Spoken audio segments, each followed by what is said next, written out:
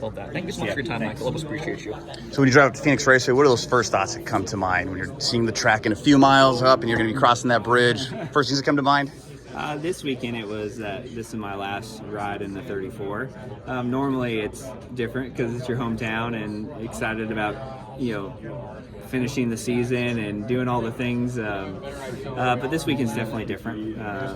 Knowing that this will be my last race in the 34 is made it just extra special.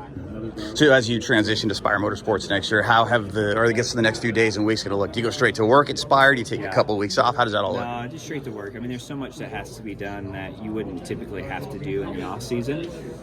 So I don't envision it being much of an off season and much of a relaxation, but I'm excited about that. I mean, I'm excited about the opportunity. I'm excited to get in there and get to know everybody and start building those relationships and start working through the process and procedures. And I don't take it for granted that I have another opportunity in the Cup Series, and you have to maximize it. And the next 2 months are going to be critical to our success, and so it's going to be hammered down for sure. And when you look to tomorrow, I know 36 guys and there's 4 races for the championship. Do you feel like, and I know you can only speak for yourself, but do you feel like maybe you cut the guys a break that maybe you wouldn't in those first 35 races? How does that all look on the track? Well, cutting a break and racing hard and all that, I mean, it's probably up for a lot of controversy and debate this week.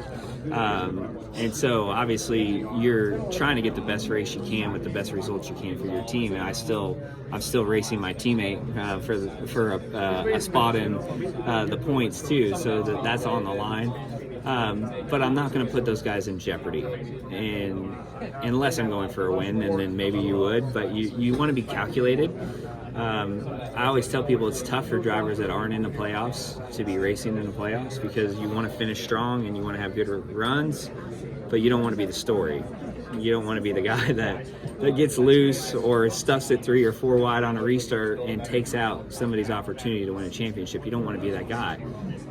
But Cup racing is so hard, and you're racing so hard all the time, that it very easily can happen, and it can happen unintentionally. And so it's a tough spot to be in when you're a non-playoff driver, I feel like.